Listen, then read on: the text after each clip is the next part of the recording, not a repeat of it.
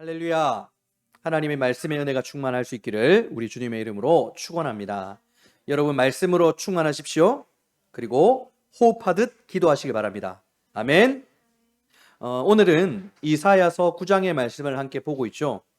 이사야서 9장의 핵심 배경은 주전 732년경에 있었던 수리아 에브라임 전쟁입니다. 당시 고대 근동의 최강대국이었던 아수르 제국의 디글랏 빌레셀 3세는요, 잔혹하기로 악명이 높았던 왕이에요. 그런 아수르 제국에 대항하여서 북이스라엘과 아람이 동맹을 맺게 되었죠. 그리고 그들은 남유다에게도 우리의 동맹에 함께할 것을 권했지만 남유다의 아하스 왕이 어떻게 했습니까? 거절하게 되었습니다. 그래서 이 반아수르 연합을 형성한 이들이 남유다를 침공하게 돼요. 왜냐하면 남유다의 아하스 왕을 폐위시키고 자신들이 원하는 꼭두각시 왕을 세우기 위해서 침공했던 것입니다. 자, 이런 위기 속에서 하나님은 선지자 이사야를 아하스에게 보내게 됩니다. 그리고 이사야가 아하스에게 했던 말은 너무 단순해요. 하나님만 믿으라, 하나님만 의지하라고 간곡히 말했습니다. 여러분, 이 위기의 상황 속에서, 전시 상황 속에서 하나님만 믿으라, 하나님만 의지하라는 말의 뜻은 무엇입니까? 하나님만 믿을 때에, 하나님만 의지할 때에 하나님께서 모든 것을 해결해 주신다라는 은혜의 말씀 아니겠습니까? 자, 여러분이 아하스라면 이런 상황에서 어떤 선택을 하겠습니까? 당연히 아멘으로 받고 엎드려서 하나님께 기도하지 않겠습니까? 그런데 아하스는 어땠나요? 아하스는 그것마저도 거절했습니다. 대신 어리석게도 아수르 제국에 막대한 뇌물을 바치고 군인들을 불러오게 되었죠. 뇌물을 받았던 아수르의 왕이 이제 군대를 보내게 됩니다. 그리고는 아람을 멸망시키고 북이스라엘을 완전 짓밟아 버려요. 이때에 북이스라엘, 그러니까 어떤 지리학적으로 가장 북쪽 국경지대에 있는 땅이 바로 갈릴리 지역인데요. 그 갈릴리 지역 안에 스불론 지파와 납달리 지파가 받은 땅이 그 안에 있었던 거예요. 자, 1절 말씀을 보시면 스불론과 납달리가 멸시를 당하게 되었다라고 하는데요. 아수르 제국의 침략으로 이런 상태가 된 걸 말한 거예요. 여러분, 우리나라가 남북으로 갈리기 전에 조선시대가 있었잖아요. 조선시대에 가장 위험했던 지역이 어딘 줄 아십니까? 지리학적으로 평안도 함경도예요.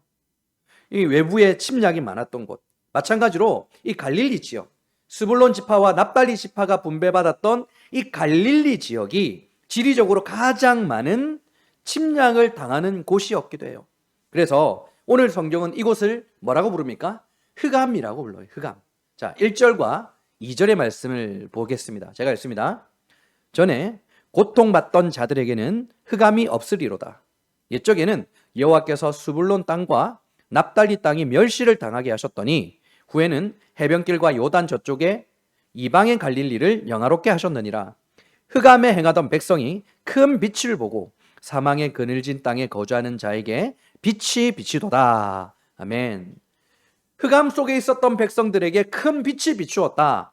여러분, 이것은 어떤 예언입니까? 어떤 예언이죠?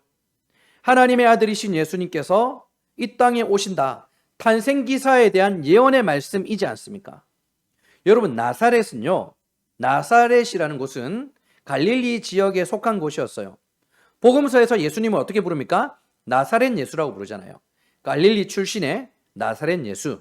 그래서 1절과 2절의 말씀은요, 이 세상에 빛으로 오실 예수님에 대한 예언의 말씀인데요. 자, 1절과 2절 다시 한번 눈으로 보세요. 눈으로. 이 말씀이 마태복음 4장을 보시면 완벽하게 성취되었다라는 것을 볼 수가 있습니다.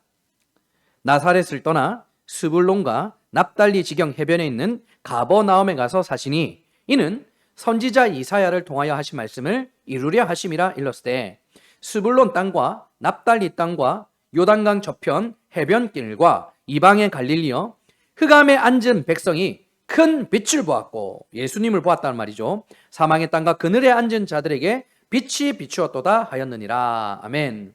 자, 9장의 말씀은 무엇입니까? 빛으로 오신 예수님의 배경이 되는 내용이라는 거예요. 흑암 속에 속한 백성들에게 빛 대신 예수님께서 찾아오시면 어떻게 될 것인가를 가르쳐 주는 게 오늘 우리가 보는 이사야 9장의 말씀의 내용이라는 것입니다. 여러분, 흑암 속에 속한 세상 가운데 빛 대신 예수님께서 찾아오시면 두 가지 일이 일어나게 된다. 우리가 두 가지를 누리게 된다라고 말하는데, 오늘 말씀은 그 두 가지를, 본문의 말씀은 그 두 가지를 무엇이라고 말하고 있을까요? 하나는요, 큰 즐거움이고 또 다른 하나는 승리라고 얘기하고 있습니다. 여러분, 빛이신 예수님께서 이 땅에 오시면 큰 즐거움과 승리가 있는 거예요. 빛 대신 예수님께서 저와 여러분들의 인생 가운데 찾아오시면 우리에게는 큰 즐거움이 있고 우리는 승리할 수 있게 된다라는 말입니다. 자, 3절과 4절입니다. 이사야 9장 3절 4절.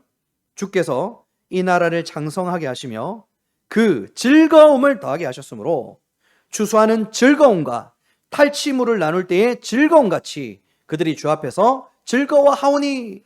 흑암 속에 있는 세상 속에서 예수님이 찾아오시면, 빛 대신 예수님이 찾아오시면 즐거움이 임한다라고 계속해서 강조하고 있죠. 자, 4절. 이는 그들이 무겁게 맨 멍에와 그들의 어깨 채찍과 그 압제자의 막대기를 주께서 꺾으시되 미디안의 날과 같이 하셨음이니이다. 미디안의 날, 미디안의 날. 여러분, 여기서 말하는 미디안의 날이라는 것은요, 사사시대에 미디안과 이스라엘 전쟁이 있었을 때 그때 기드온의 300용사를 얘기하는 거예요. 사사기 말씀. 그래서 이 미디안의 날이라는 것은 기드온의 300용사를 통하여 승리하게 된 날. 이것은 무엇을 말합니까? 전쟁은 군사력이 아니라 하나님께 달려있다. 하나님을 의지했을 때 승리할 수 있다. 그러므로 3절과 4절의 말씀에서 우리에게 지금 무엇을 말씀해주고 있습니까? 흑암 속에 빛 대신 예수님께서 찾아오시면 큰 즐거움이 임할 것이고 빛 대신 예수님께서 찾아오시면 승리하게 될 것이다 라는 거예요. 여러분, 앞이 잘 보이지 않아서 미래가 불투명해서 걱정과 염려로 불안한 우리의 인생이지만, 그런 인생 가운데 빛이신 예수님께서 찾아오시면 어떻게 된다라는 말이에요? 큰 즐거움을 누리는 인생이 된다라는 거예요. 승리하는 인생이 된다라는 것입니다.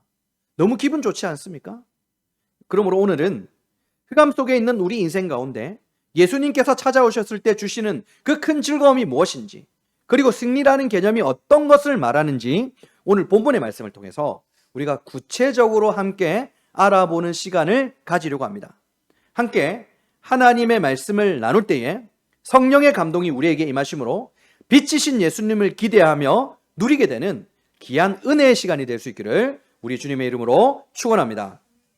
자, 함께 우리 6절의 말씀을 볼까요? 9장 6절 제가 읽습니다. 6절의 말씀을 눈으로 한번 보시면 누구에 대한 말씀인가 여러분 잘 보이죠? 이는 한 아기가 우리에게 낳고 한 아들을 우리에게 주신 바 되었는데 그의 어깨에는 정사를 메었고 그의 이름은 기묘자라, 모사라, 전능하신 하나님이라, 영존하시는 아버지라, 평강의 왕이라 할 것임이라. 아멘. 한 아기가 우리에게 낳았다. 한 아들을 우리에게 주셨다. 누구에 대한 말씀이죠? 누구에 대한 말? 빛이신 예수님의 탄생 기사를 얘기하는 거예요. 자, 그리고 예수님께 부여된 칭호가 5가지가 나오죠. 무엇입니까? 첫 번째는 기묘자, 두 번째는 모사, 세 번째는 전능하신 하나님, 네 번째는 영존하시는 아버지, 다섯 번째는 평강의 왕. 5가지 칭호가 지금 부여되고 있어요. 그런데 여러분, 히브리어 성경을 보시면 5가지가 아니라 4가지입니다. 펠레 요에츠라고 해서 기묘한 모사라고 되어 있어요. 기묘한 모사. 기묘자 모사가 하나로 합쳐져 있어요. 여러분 잘 들어보세요. 기묘한 모사, 전능하신 하나님, 영존하시는 아버지, 평강의 왕.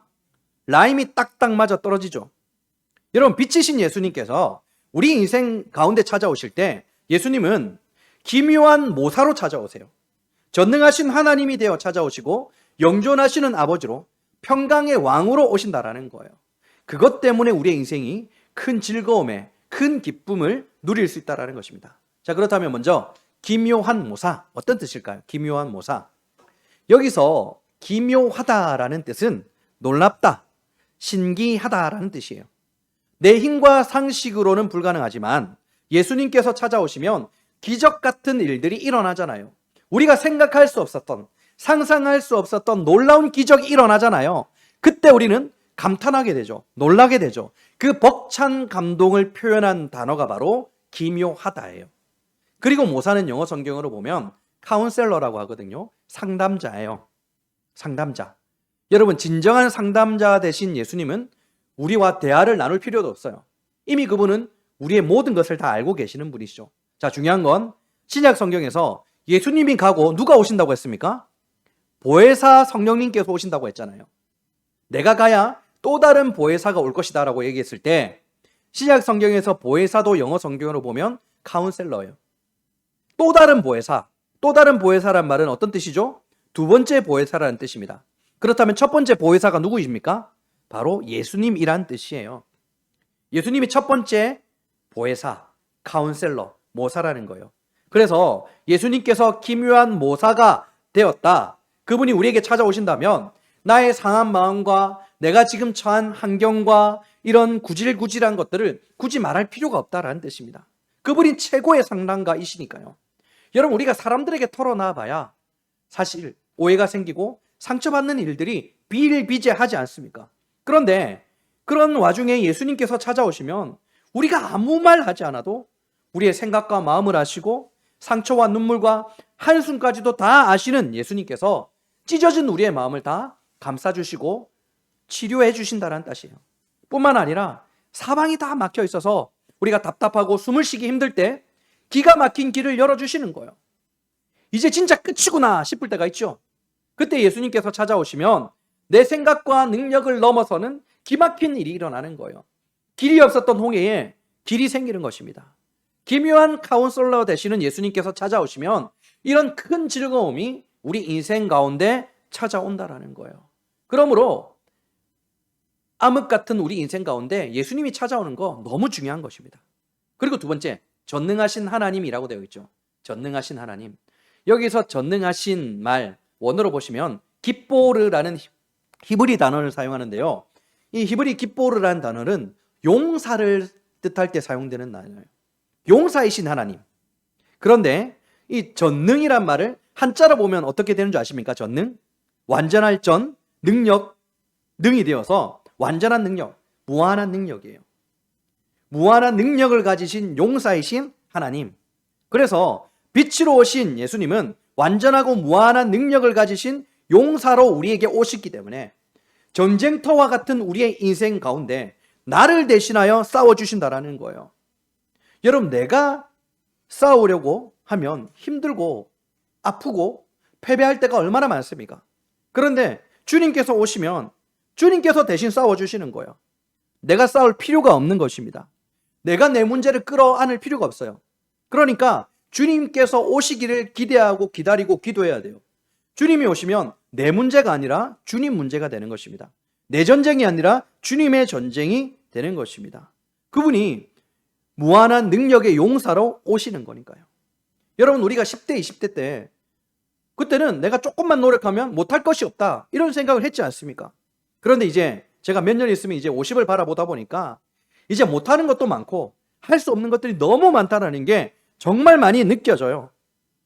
정말 우리는 못하는 게 너무 많아요. 그런데 전능자이신 예수님께서 오시면 어떻게 되는 거예요? 이 모든 한계가 돌파되고 해결된다는 뜻입니다. 이게 얼마나 우리 인생 가운데 큰 즐거움입니까? 이 믿음이 있으십니까?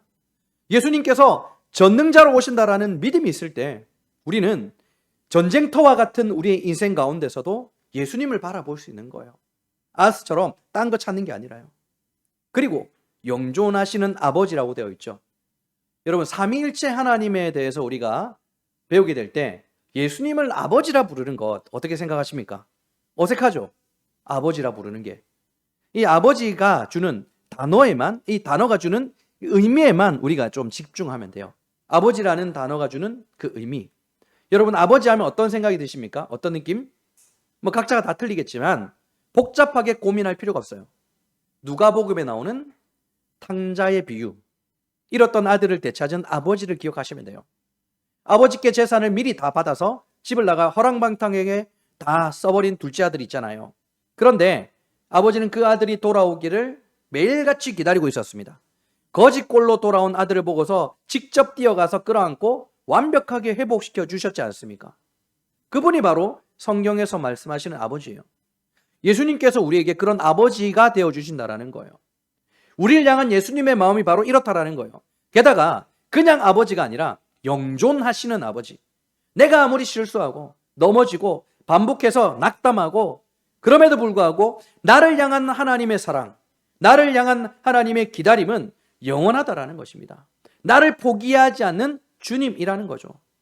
여러분, 누군가 나를 끝까지 믿고 나를 지지해주고 나를 응원한다라는 것은 내 인생 가운데 커다란 힘이 되는 일일 것입니다.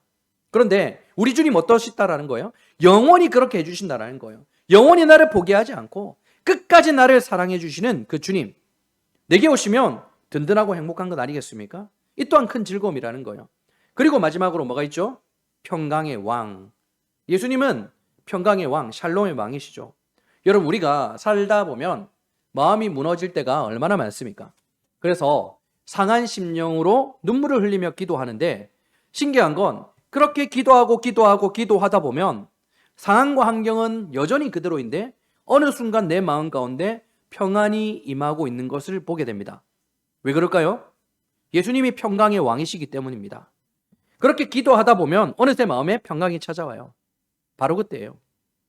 그것이 바로 평강의 왕이신 예수님께서 내게 찾아오실 순간. 여러분, 사실 마음이 불편하고 힘들 때 솔직히 기도가 안 되죠. 안 되잖아요, 기도. 어떤 말을 해야 될지도 모르겠고 기도한다고 자리에 앉아 있어도 무릎을 꿇어도 이 입이 떨어지지 않아요. 그럼에도 불구하고 오늘 성경은 기도하라고 말씀하고 있습니다. 그럼에도 불구하고 끝까지 기도하라. 그럼에도 불구하고 끝까지 엎드리고 있으라. 마음이 답답해도 입술이 떨어지지 않아도 기도해라. 그러다 보면 너에게 평강이 임할 것이다 라는 말씀이에요. 그때 우리가 무엇을 느끼고 깨달아야 됩니까? 아, 지금 내게 평강의 왕이신 예수님께서 찾아오셨구나. 여러분, 예수님을 언제 경험하겠습니까? 바로 이때예요. 내 마음에 평강이 찾아왔을 때 예수님은 평강의 왕이시라 했는데 내 마음에 평강이 찾아왔다. 아, 내게 예수님이 찾아오신 거구나. 그리고 찬송과 간구로 예수님께 나아가면 되는 거예요. 내게 지금 나와 함께하고 계시니까 믿음으로 간구하는 것이죠. 듣고 계시구나. 이게 우리의 인생 가운데 주시는 큰 즐거움이라는 것입니다. 여러분, 오늘 우리가 빛 대신 예수님께 찾아오셨을 때 예수님이 어떤 모습으로 찾아오신다고요? 기묘한 모사, 전능하신 하나님, 영존하시는 아버지, 평강의 왕으로 찾아오시잖아요. 이 네 가지 은혜를 완벽하게 소개하고 있는 한 사람이 있습니다, 신약에. 누굴까? 바로 12해 동안 혈루증을 앓았던 여인이었어요. 여러분, 한번 생각해 볼까요? 그는 12년 동안 혈루증을 앓았습니다. 용하다고 소문난 의사들은 다 찾아갔어요. 가진 돈을 다 썼습니다. 몸은 몸대로 망가졌는데 전혀 고칠 수가 없었어요. 사람들은 부정하다고 손가락질했습니다. 이 인생을 흑암 속에 있는 인생이라고 할 수밖에 없겠죠. 내 힘으로는 아무것도 할 수 없는 막막하고 답답하고 이제 절벽 끝에 몰린 상황, 완전히 끝난 인생이잖아요. 그런데 이 여인이 무리를 뚫고 들어가서 지나가시는 예수님의 옷자락에 손을 대게 됩니다. 이 여인이 굳이 12년이나 된 자신의 상처와 아픔에 대해서 구구절절 설명하지도 않았어요. 그저 옷자락만 만졌을 뿐인데 어떻게 되었습니까? 그녀가 치유받았습니다. 자신의 힘으로는 도저히 이길 수 없었을 것 같았던 그 기나긴 질병과의 싸움을 우리 주님께서 단숨에 해결해 주신 거예요. 병이 나은 것을 알고 두려워하며 벌벌 떨고 있는 그 여인에게 예수님께서 뭐라 말씀하셨는 줄 아십니까? 딸아, 네 믿음이 너를 구원하였느니라. 사람들에게 손가락질을 받던 여인이었어요. 부정하다고. 그런데 예수님께서 그에게 뭐라 부르셨다고요? 딸아. 따뜻한 아버지의 사랑의 언어 사용한 것 아니겠습니까? 존귀한 자녀로 회복시켜 주신 거예요. 그리고 예수님이 이 여인에게 마지막으로 하신 말씀, 평안히 가라예요. 그 여인이 가지고 있던 불안과 염려와 걱정 모두 꺾어버리시고 세상이 줄 수 없는 완벽한 샬롬을 예수님께서 주신 것입니다. 여러분, 우리 인생도 똑같지 않습니까? 이 여인처럼 깜깜하죠, 답답하죠, 길이 안 보이죠, 절벽 끝에 있는 것 같죠. 돈으로도 안 되고 능력으로도 안 되고 이제 진짜 끝인가 이런 생각한 적 얼마나 많습니까? 아니면 그냥 될 대로 되라, 그냥 있는 대로 주어진 대로 살란다, 그냥 포기하고 살았던 적이 얼마나 많고 얼마나 절망하고 있습니까? 그렇다면 오늘 말씀이 저와 여러분들에게 도전하고 있는 내용이 무엇입니까? 빛 대신 예수님을 바라보며 간구해라는 거예요. 그의 옷자락을 붙잡으라고 말씀하고 있는 것입니다. 혼자 끙끙 앓으며 싸우지 말고 기묘한 묘사 되시는 예수님께 내 찢어진 마음을 다 바쳐라. 그가 다 알아주실 것이다. 그리고 기가 막힌 길을 열어주실 것이다. 전능하신 하나님께서 나를 대신해서 나의 문제와 환경과 어려움을 대신해서 싸워주실 것이다. 영주하시는 아버지께서 나를 따뜻하게 안아주실 것이다. 평강의 왕이신 우리 주님께서 내 마음, 이 지옥 같은 내 마음 가운데 평강을 주실 것이다. 이 말씀으로 우리를 도전하고 있지 않습니까? 여러분, 그러므로 우리에게 이런 큰 즐거움을 주시는 예수님만, 예수님 도가 아닙니다. 예수님만 굳게 붙잡고 나아가는 저와 여러분들이 될 수 있기를 우리 주님의 이름으로 축원합니다. 자, 이어서 흑암과 같이 막막한 우리 인생 가운데 빛이신 예수님께서 찾아오셨을 때 큰 즐거움 말고 또 뭘 주신다고 했습니까? 승리를 주신다고 했죠. 이 승리가 뭔가? 여러분 8절 이하의 말씀을 보시면 잘 들으셔야 됩니다. 8절 이하의 말씀은 하나님께서 북이스라엘을 어떻게 심판하실 것인지에 대한 내용이 나오고 있습니다. 자, 그런데 제가 그런데라고 했습니다. 이 심판의 메시지를 하나님께서 지금 누구에게 하신 말씀이에요? 남유다의 선지자 이사야에게 하신 말씀이에요. 북이스라엘이 받게 될 심판의 내용을 남유다의 선지자 이사야에게 하셨다고요. 왜 굳이 남유다에게 말씀하셨을까요? 끈질기게 하나님을 거부하고 자기들 힘만 믿었던 북이스라엘이 결국 어떻게 심판받게 되는지 똑똑히 보라는 것입니다. 하나님의 은혜를 거절하고 아수르라는 세상의 힘을 의지했던 아스, 그리고 남유다에게 저 북이스라엘의 심판을 똑똑히 봐라. 그리고 반면교사 삼으라는 말씀이죠. 8절입니다. 주께서 야곱에게 말씀을 보내시며 그것을 이스라엘에게 임하게 하셨은즉. 아멘. 야곱과 이스라엘이 나오는데요. 여러분, 이사야서 41장을 보면 하나님께서 야곱을 어떻게 부르는지 아십니까? 충격적으로 부르세요. 야곱을 어떻게 부르냐면 버러지 같은 너 야곱아라고 부르세요. 그런데 여러분, 이 버러지 같던 야곱이 어떻게 언제 이스라엘이라는 이름으로 바뀌었을까요? 어떤 일 때문에? 야곱이 형 에서를 만나기 직전 야복 나루터에서 하나님의 천사와 씨름을 했을 때, 그때잖아요. 여러분, 야곱은 발 뒤꿈치를 잡은 자, 자기밖에 모르는 사람이었어요. 자기가 계획하고 자기 힘으로 살려하고 자기가 모든 것을 다 하고 자기만 알았던 사람. 하나님의 천사와 씨름을 했다라는 것은요, 진짜 씨름을 했다는 뜻이 아니라 그가 끝까지 자기 고집을 꺾지 않았다, 자기 생각, 자기 계획을 놓지 않았다라는 뜻이에요. 그러자 이 천사가 야곱의 허벅지 관절을 쳐버렸지 않습니까? 야곱이 불구가 되었어요.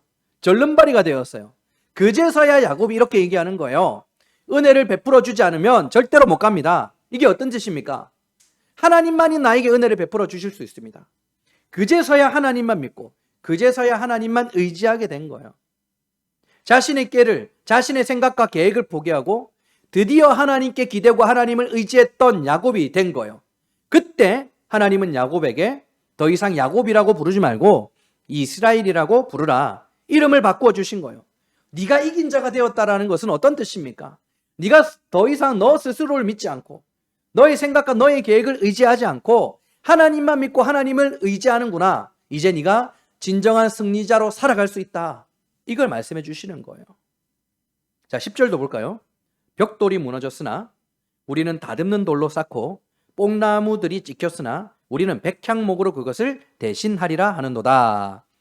아수르가 쳐들어오니까요, 쌓아놓았던 벽돌이 무너졌어요.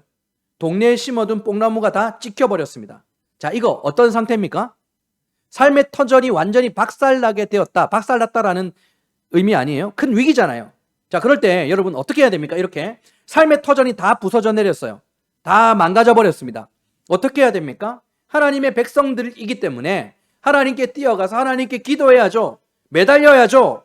그런데 오늘 북이스라엘은 어떻게 했다고 말합니까? 하나님을 찾지 않았다라는 거예요. 오히려 벽돌 무너졌어? 더 괜찮고 튼튼하고 비싼 돌을 다시 쌓치면 뽕나무가 쓰러졌네? 그럼 더 좋은 백향목을 심으면 되지 뭐.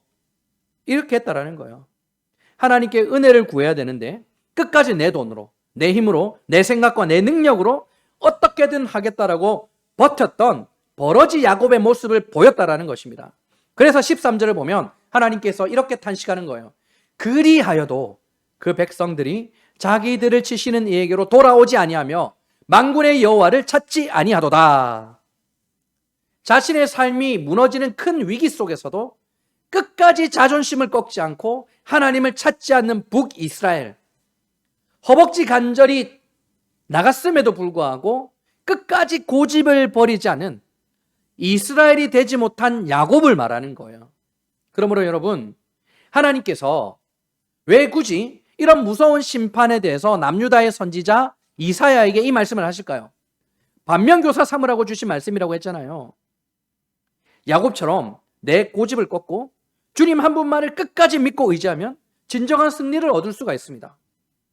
이스라엘이 될 수 있어요. 하지만 북이스라엘처럼 끝까지 하나님의 은혜를 거절하고 내 방식, 내 힘, 내 고집만 한다면 결국 무너질 수밖에 없다.